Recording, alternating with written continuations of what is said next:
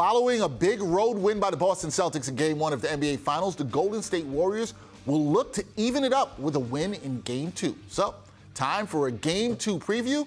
With me to do that is TrueHoops NBA writer and host of the 7 Footers podcast, Jarod Hector. Jarod, the talk after Game 1 was about the Celtics' dominant fourth quarter, where they shot lights out. Is that the kind of offensive performance something that we can expect to see from Boston throughout the series?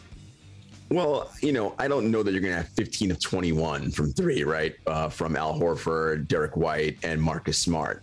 However, I think everyone is kind of looking at that stat a little bit incorrectly.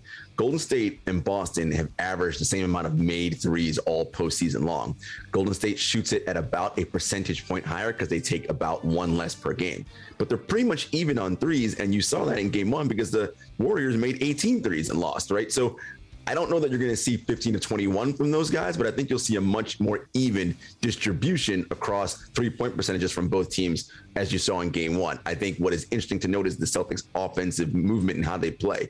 I think you can see that kind of offense continue, which is move the ball, make the right play. If Jason's being double-teamed, they're forcing him into a crowd, he's going to get off the ball and make the right pass, and then it's going to be on his other guys to knock down shots when they get them. That's a good note because the Celtics actually have shot the ball well from deep all postseason long. Now, as you know, Jarod, the postseason, it's all about adjustments. And the Warriors, they're going to need to make some to get back into the series. What do the Dubs need to do to win Game 2?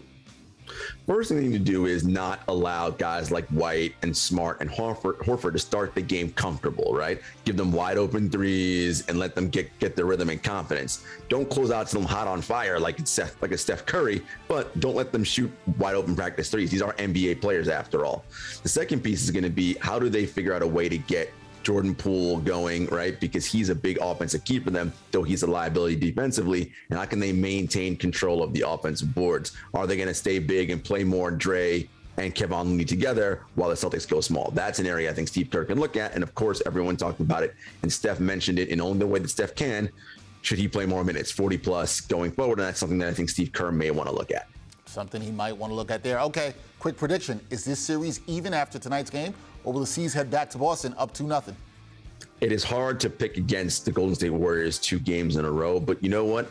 I just think the Celtics are the better team. I see a close game, but I see the Celtics eking it out, taking a 2-0 lead, heading back to Boston. All right, we will see what happens tonight. That is Jarod Hector, NBA writer for True Hoop, also host of the 7 Footers podcast. Jarod, enjoy Game 2. Thank you.